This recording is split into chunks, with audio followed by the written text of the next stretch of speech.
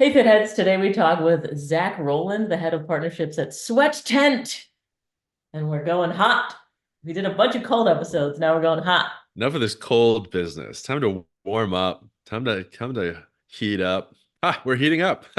He's Did you on ever? fire! Yeah, but he should also talk about cold. They are symbiotic, but it's good to get this side of the spectrum too, for sure, and dig into, geez, how beneficial it can be just for living way longer. Are you kidding me? Yeah, that was a hard hit when he was like, "Oh, what are the health benefits?" Well, your life. You might live a lot longer. And I was like, "Whoa, whoa, whoa." I was just expecting like better skin a little bit, kind of. But then he was like mental stuff and physical stuff. Like it was a lot of benefits in there. Yeah, yeah, your brain will be better and your sleep. So it's an enhancer for the performance enhancing drug that is sleep. I Okay. thought it was great. I've spent a lot of time in saunas over the years. Either cutting weight or just sort of for fun. I really like saunas, but I always also thought they were kind of like, oh, this is kind of a fun thing. I don't know. It's like a spa thing. But I never actually sat down and thought about all the health benefits and all the physical benefits and all the mental benefits that come along with it. Kind of eye-opening. And I'm the opposite. I was thinking, wow, saunas suck and this can't be useful. Turns out there are a lot of benefits. Welcome to Total Fitheads. Serious fitness for not so serious people. Hi, Zach. Welcome. Hey guys, thanks for having me on today. Heck yeah, I'm so excited to talk getting hot. We've had a ton of cold people on, but we've never talked about the other side of the spectrum. Maybe a little bit of contrast stuff, but yeah, this is great. Yeah, the contrast stuff. I mean, we have a very close relationship with the cold people, but we definitely prefer getting hot. Yeah, is it like a Capulets and Montagues? Is it like Patriots and Jets? Is it like what is the relationship between cold people and hot people like? No, it's a very symbiotic relationship. I myself, when I use my sweat tent, I have my ice bath right outside of it as well. So I think most people do a little bit of back and forth, especially if you don't like one or the other. If you don't like the heat, getting cold first definitely helps, and vice versa there as well. So, what ice bath do you have? Sorry, I want to dive into that. I'm old school. I just got a 100-gallon trough from a local Tractor Supply, and I filled up. I live in Massachusetts, so it's cold out here. So every morning I go out with my axe and I chop the ice off the top and hop on in. That is rugged. Nothing And then you fancy, but it set a gets the job done. fire? What are you, a cave person? Yeah, we have a wood-fired stove in the sauna. We got to take an axe to the ice in the ice bath. It's good stuff. That's crazy. How often are you doing that? Every day if I can, honestly. The ice bath's really easy. Right? You just go doing 2 or 3 minutes every morning. From a sauna standpoint, I try to sauna in the evenings because it helps with sleep, and I'm sure we'll get into a lot of the benefits of it. Bare minimum, trying to sauna 5 days a week, every day if I can, though, if I'm available. Are you working out? Or is Absolutely. sauna the Yeah. workout? Okay, you're doing No. both. That seems like a lot. Yeah, the ice bath is usually after my morning cardio session, and then I'd like to do some lifting or CrossFit in the afternoon, and then hit it with the sauna afterwards. Two-a-days? Are you a Ben Greenfield fan? You're doing the wake up cardio thing? I'm familiar with Ben Greenfield, but I'm not sure what his wake up cardio is now. Okay. I just find it's the best way to start the morning, even if it's just 30 minutes of going for a walk, doing the bike, just something to get the blood flow and body moving, then hit the ice bath, and you're awake for the day. Okay, solid. Why don't we start with some of the, I mean, I think everyone knows what a sauna is. They've gone in one with, A their granddad hangover? at the gym one time or Yeah. whatever. Can you talk about any sort of tangible health benefits that people should be aware of? Absolutely. I mean, there's a million things we could talk about here. I always like to start. There's been some great studies on saunas. There's a ton of data out there, and I always like to push people to start with looking into what's called the Finnish sauna study. Uh, very, very easy thing to Google. Finnish sauna study. What's so interesting about this is they studied over 2,300 people over a median time frame of about 20 years. So this is a huge pool of data inside of here. And what's really interesting here is just the decrease in all-cause mortality from just a few sauna sessions a week. So if I remember correctly, if you sauna 2 to 3 times a week, your chances of dying from a cardiovascular disease decreased by 27%. And then what's really cool about it is it doesn't stop there. If you increase those sauna sessions to 4 to 7 times a week, that decrease of all-cause mortality from cardiovascular events increases to about 50%, cutting in half. So that's always where I like to tell people to start, and it really shows the power of sauna and how much it can help you regardless of age or fitness levels or if you're an athlete or not. Yeah, so It's it's all not. cause, and then I think one of the biggest is cardiovascular health. Is that right? Absolutely. Yeah. So that's referring to when I say all-cause mortality, it's referring to cardiovascular disease mortality. So the And sauna is a great way to, obviously, the biggest thing that's happening inside the sauna is the increased blood flow, right? So your heart is pumping more blood. The blood is going to your muscles better. You're getting better nutrients to your muscles. So if you are an athlete, your recovery is going to be a lot better. You're going to feel a lot more relaxed from that. But then from a cardiovascular standpoint too, it does mimic. This is a great thing about sauna, I think, is it makes fitness more accessible to those where traditional, say, like weightlifting or running may not be available to them because of injury or obesity or wherever they currently are in their life. Getting into a sauna, when I was in my sauna just yesterday, I was at 200 degrees, and after 15 minutes, my heart rate was at 155 beats per minute. So it really mimics fitness by not having to actually do anything. Like I'm just sitting there. I'm not stretching. I'm not doing jumping jacks inside the sauna, but my heart rate's pumping. I'm sweating. I'm getting all those benefits of fitness in that heat exposure. 150, dang, that And takes that's some pretty kettlebell exciting. I like swings my to me. saunas Yeah. hot, so I'm usually at the 200 Yeah. degree mark Fahrenheit. Is there a recommended temperature range? So it all depends on where you're at with saunas. If you're brand new to it, just start wherever you feel comfortable. And even if that's 120 degrees or 100 degrees, do 5 minutes in there. And the next time you go in, maybe you hop out and not even do an ice bath, but just get out into the cool air for a little bit and cool down. When you go back in for another 5 minutes, maybe you pump it up to 120 degrees.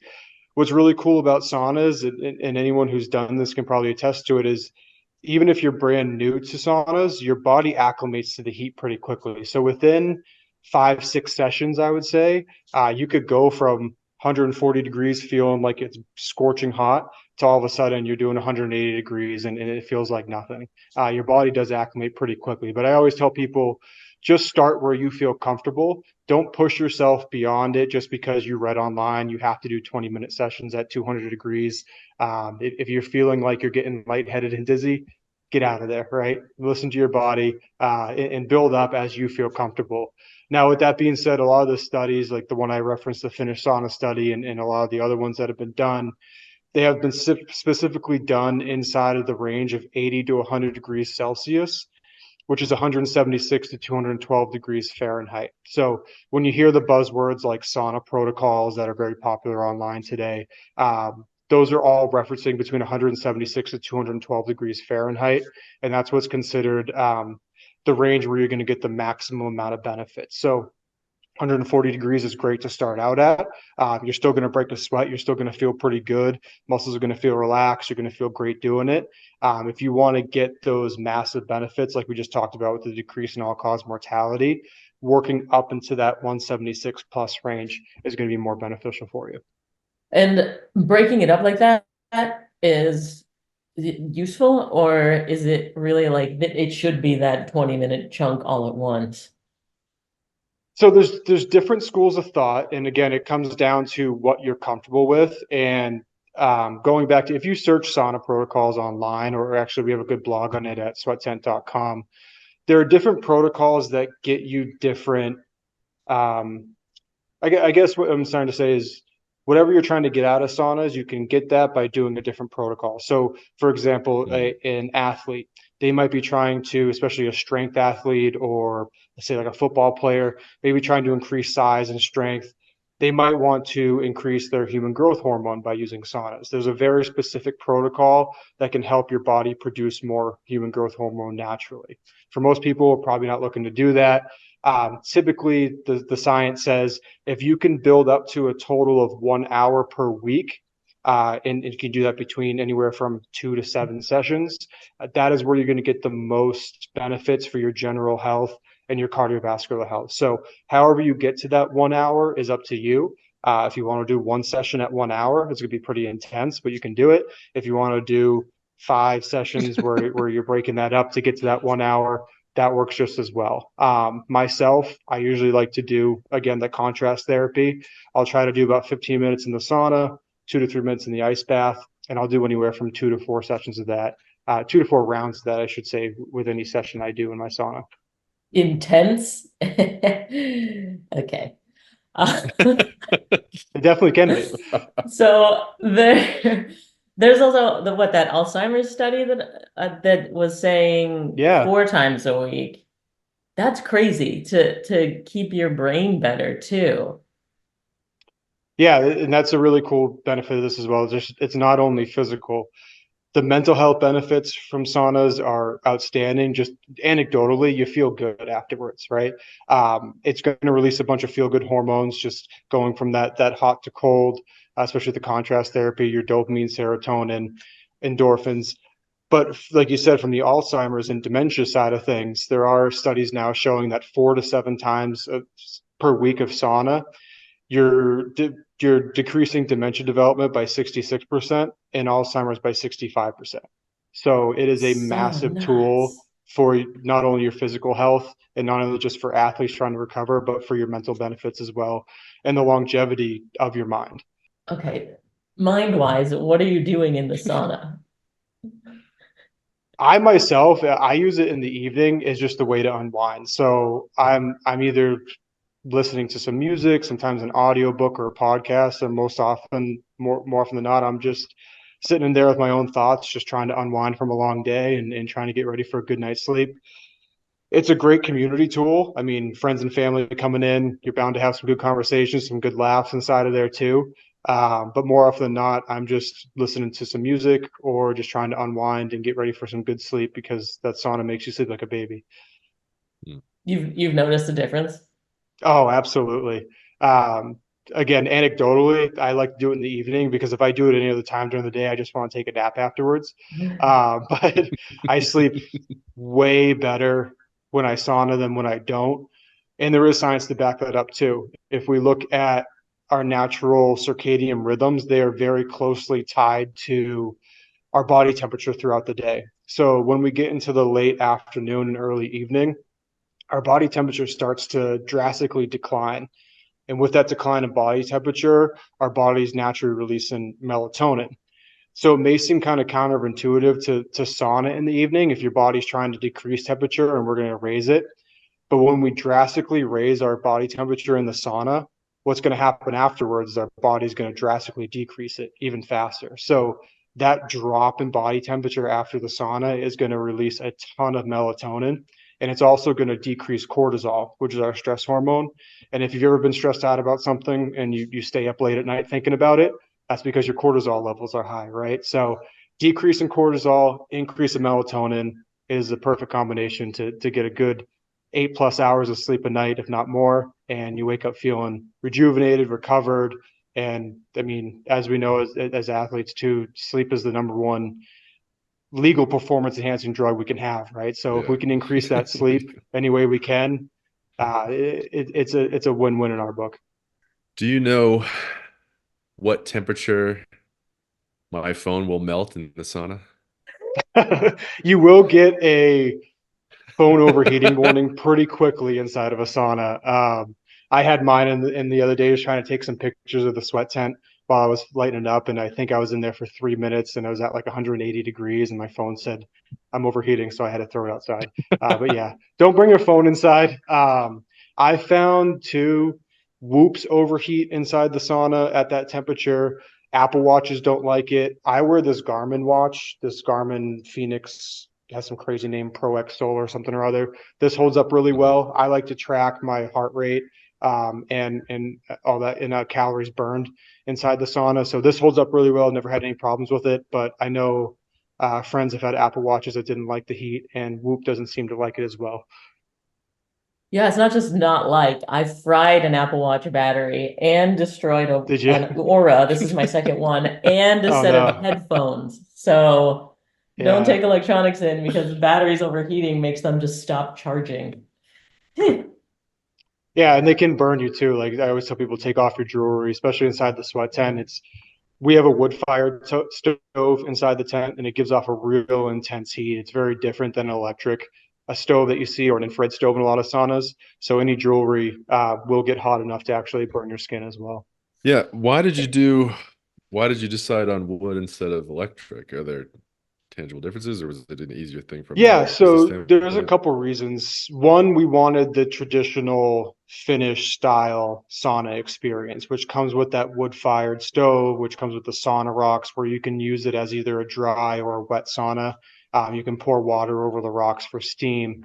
But also with the sweat tent, for those who aren't aware, we are a portable sauna tent. So it's an insulated tent that you can pop up anywhere in just a matter of minutes.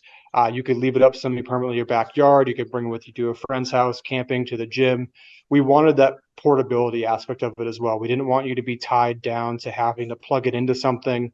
When you look at traditional barrel saunas, they have pretty intense electric heaters on them that often need their own dedicated like 220 outlet, right? So we didn't want you to have to hire an electrician to come out and put a new junction box in or anything just for your sauna. And there's something fun about there's kind of ritualistic about getting the wood ready, splitting some wood, getting the fire started, and you just get that real intense, true sauna feeling and that true intense heat with it. Yeah, and as I'm complaining about all the devices strapped on me, uh, tell me about Yeah, EMF. exactly. Yeah, so there's no EMF risk with the wood-fired stove, right? So there's no Yeah. electronics available in it. There's no infrared. Most infrareds do give off very little EMF. Any ones that very cheap infrared saunas can give off more, but anyone that's in the higher price range, they're very safe. But with the wood-fired stove, you don't have to have any worry about EMF at all. And tell me about dry versus hot. Yeah. Yeah, so a little bit of personal preference. If you just want a dry sauna, all you have to do is simply just not pour any water over the rocks, right? You can get a real intense heat in there. With the steam, I like to steam myself. Pour a little bit of water over the rocks, doesn't take much, and you get a real intense steam that envelops the entire tent and really kind of helps you break a sweat a little more. I like to put a little bit of eucalyptus inside the water too, so you get kind of that that rush through the nostrils and kind of releases anything going on in there. If you Yeah. got some sinus stuff going on, I find it to be a little more relaxing to have the steam. You just feel like you break a better sweat, and it takes a little bit of that. It makes it hotter inside of there, but at the same time, it kind of takes away the bite of the dry heat as well. And it's a good way if you're struggling So to, say, in the cold weather, to get your sauna up to temperature. Throwing some water on the rocks can bring it up 10 to 15 degrees as well with that steam. you're doing 200 degrees with steam. I've heard that Oh yeah. steam makes it feel even hotter perceptually. So it definitely does raise the heat in there, but again, I think it's a little more bearable than just that dry kind of intensity of the wood-fired heat. So if Yeah, and I I think am if you're taking this, go I think if ahead. you're trying to start to sweat, that like breaking through to start a sweat Yeah. can sometimes be kind of itchy or The painful or whatever. I always tell first timers, just get through the first 5 minutes when you break a sweat. That's the worst part. When your skin is dry and you're in there, it's why we also recommend like sauna hats, because your hair can feel like it's burning, your top of your ears can feel like they're burning. A wool sauna hat is going to help insulate your head and make it not overheat too, which is just overall safer. But those first few minutes when you haven't broken a sweat yet are just agonizing. You're like, when is this going to end? I feel like I've been in here for an hour. This is awful. I never want to do this again. That's why also too, if you really don't like the heat, do an ice bath first. You're going to go in. It's going to feel amazing. But those first few minutes when you're trying to break a sweat, to me, are the hardest, and that's why a little bit of steam in there, add some humidity to the atmosphere. You're going to sweat a little quicker, and it feels a little bit more bearable. I had to Google sauna hats. I didn't know that was a thing. Yeah, they are. We have So some sauna hats that come on with our sweat tent as well. it looks like it feels like, what, most of your heat comes out of your head, right? Or that's what I've heard as a kid. So that feels like it's going to make it even more unbearable. Yeah, it's just going to help regulate your body temperature a little bit for you too. Like obviously we are trying to spike our core body temperature inside the sauna, but within a safe distance or a safe range, right? So that would the wool hat is going to help kind of regulate that body temperature a little bit, so you can stay safe and not pass out while you're in there. Oh, it may actually insulate the cooler Yes. temperature, right? Yeah. Oh, okay. Yeah, got it. And honestly, like I said too, it just helps so your head doesn't feel like it's burning Yeah, more than anything. interesting. Okay, so if I am taking this to the gym and setting it up in the parking lot outside of LA Fitness, how long is it going to take me? Setup is really quick. So with our standard sweat tent that you see on the website right now, we have what's called a quick pop system. So it is a tent, but there's no fumbling with tent poles. Like if you're going to go camping, trying to set up a tent, we have the system where all you have to do is pull on the sidewalls and on the roof, and everything just expands. It opens right up. There's no really setup needed. That takes 30 seconds max. And then from there, it's just setting up the stove. So the chimney breaks down into 6 pieces that fit inside the stove, and everything has its own little convenient carrying case. So you just got to pop the legs out on the stove, put the chimneys together, put it inside the tent, and that just takes 2 to 3 minutes max. So you can get that down pretty quickly as well.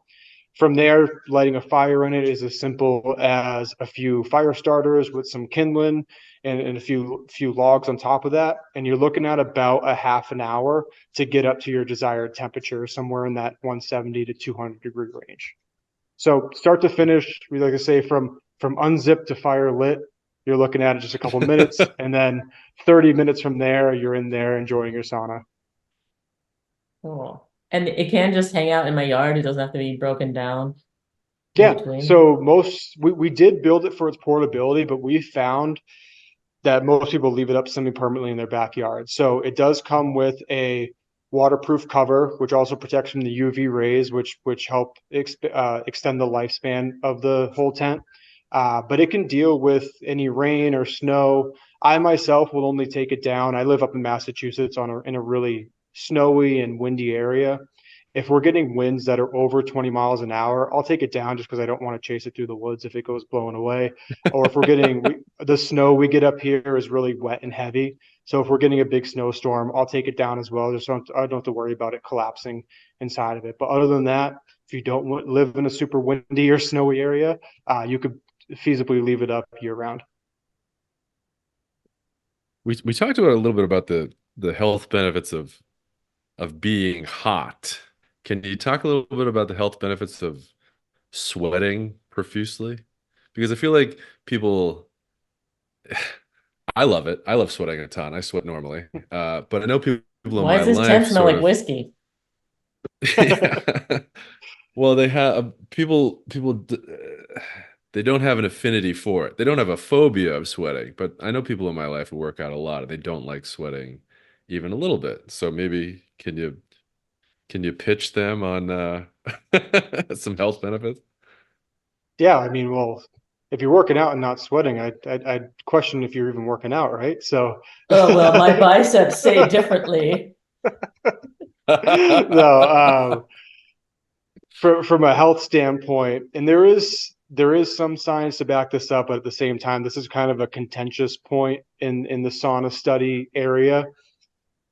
A lot of studies say that there's a huge pro for sweating and detoxification and getting rid of any heavy metals inside your body. There are some studies that kind of combat that and say, no, you can't get rid of some of these heavy metals or toxins just from sweating. it seems to be, and I'm no expert on this to be fair, but it seems to be leaning towards like you can get rid of a lot of bad toxins inside your body from sweating from a sauna. And also again, just going back to the point where it is that static cardio as well. If you're not someone who likes exercise, but you know you need to make some health changes in your life, having a sauna or having access to a sauna is something that's really simple. You don't need to go learn how to lift weights or get yelled at by a personal trainer. You just go sit in a sauna and sweat it out for a little bit, losing weight at the same time, again, sleeping better, all these compounding effects that can make a huge change in your life. But from a purely sweating aspect, it does seem to be that we can get some really good detoxification aspects out of a sauna use. Do you shower immediately right after? Is that recommended? Oh yeah, yeah, absolutely. Um, you obviously don't want to smell before you go to bed, so definitely recommend a shower. But also, you want to get rid of like any dead skin or anything like when you're sweating or when you're sweating that much. You want to wash that stuff away after as well. Is there any benefit to making your body come back to normal temperature? You know, instead of jumping in a cold butt plunge, like just going out in normal air and causing your body to use its own energy to come back down? Yeah, absolutely. You don't have to do a cold plunge after. It's one of the quickest ways to cool down if you're really that hot. But like I said before, your body's going to do a really good job fighting to get back to homeostasis as quickly as possible. And with that, you're going to get mostly those sleep benefits we talked about. It's really going to fight itself to get back to that normal body temperature. So you're going to decrease cortisol. Even if you're not trying to, if you're doing it in the morning, a lot of people do saunas in the morning and not just at night for the sleep benefits. You're going to bring down that stress hormone of cortisol. You're going to increase serotonin and dopamine, and you're just going to feel better and go about your day in a much better mood. And your body's going to carry over that the benefits of better blood flow, better muscle recovery all throughout the day as well. So you clearly have this habit. How long did it take you to be motivated to do this versus being like, I gotta go again today? I've always been a fan of sauna, so it wasn't that hard for me to get into it. I'd say just the biggest thing is just the craziness of day, like how busy your day can get, right? It's easy to say, especially even with fitness too, right? Or any habit, it's easy to say, oh, I don't have time for this, but making it fit into your day. For me, again, it's kind of how I end my day. I know it's kind of like my me time at the end of the day. I get to listen to a book or whatever it is I'm doing and get ready for bed. It's as normal now as it is just getting up in the morning and brushing your teeth and getting ready for the day. My end of the day is firing up the sauna, getting in there for at least a half an hour or so, and then taking a shower, going to bed. So, if you're with any habit, if you're just consistent with it, it's going to be part of your daily life. Even if you hate saunas, like I said, I'm pretty confident that within a few sessions, you'll realize that you can handle the heat more than you thought you could, and you may even enjoy it a little bit as well. Is the part of it that you're supposed to be uncomfortable, or when your body acclimates, you're still getting those benefits? That's a good question. I think there's a fine line. I think yes, you're going to be uncomfortable, um, but we need to find what's your safe range of comfortable, right? Like I come from the CrossFit world in my past, so I always make analogies to fitness and working out. If you're trying to build muscle, you have to do things that test yourself to make you uncomfortable, to break down muscle and ways to build it back up again, right? If you're doing the same thing over and over again, if you're always going to the gym and doing a 5x5 set of deadlifts at the same exact weight every single time, you're never going to grow, right? So we need to get uncomfortable. We need to add a little bit more weight each time to build up weight. Kind of same thing with the sauna. You're you're going to be acclimated to it as the more you do it. so you need to push yourself a little more, maybe to get a little bit more of a sweat in. That doesn't mean at some point you need to be doing 250 degrees by any stretch of the imagination, right? Again, that 176 to 212 degrees range is where you're going to get all those health benefits.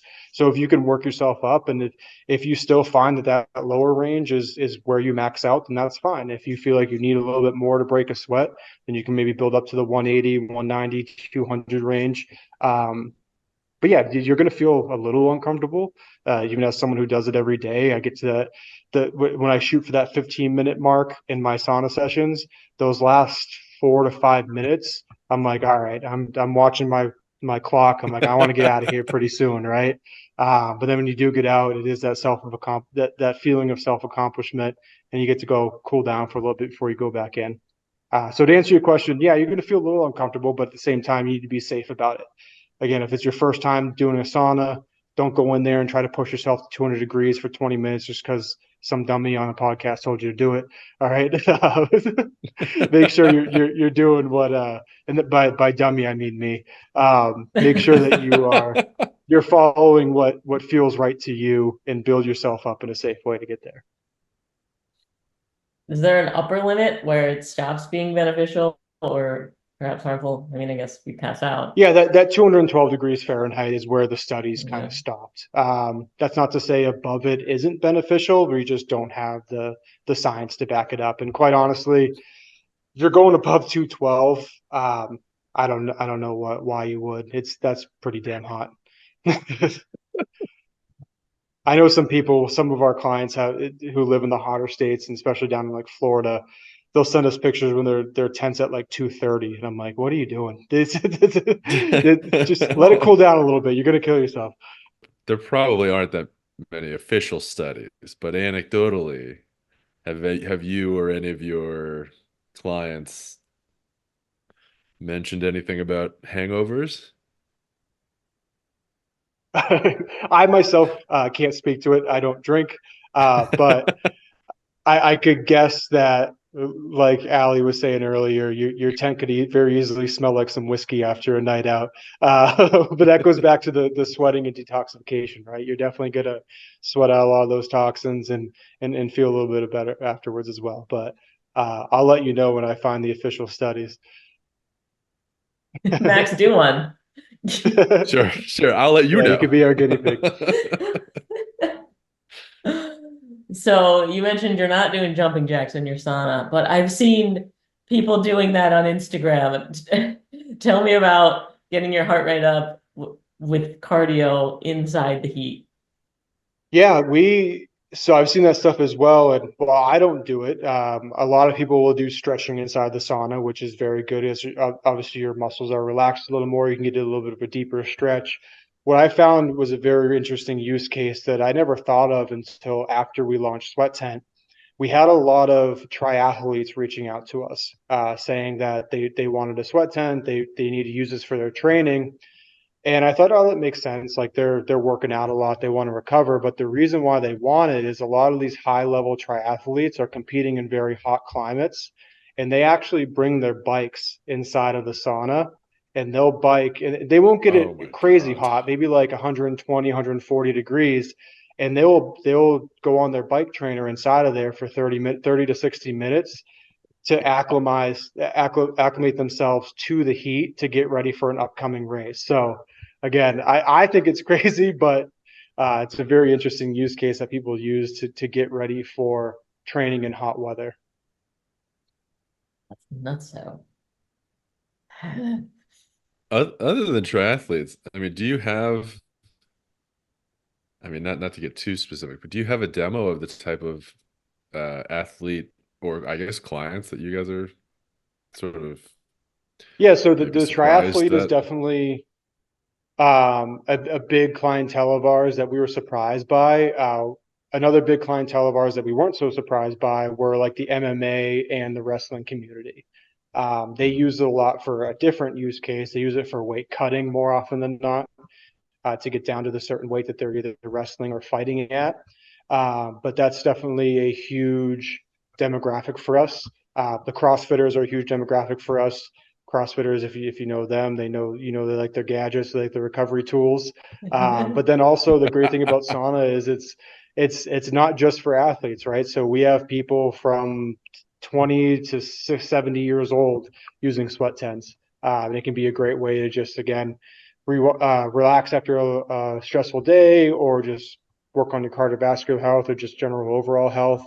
But from an athlete standpoint, I'd say our biggest demographic is the fighting and wrestling world. And have you found it is a significant portion of older people too, especially with these dementia studies coming out?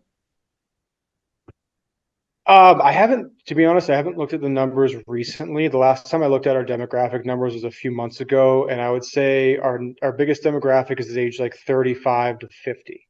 But that's not to say we don't have older clients as well. But as these studies become more and more popular and more well known, my hope is that everybody from age 18 to 85, right, is using a sauna, and that's really our goal with Sweat Tent.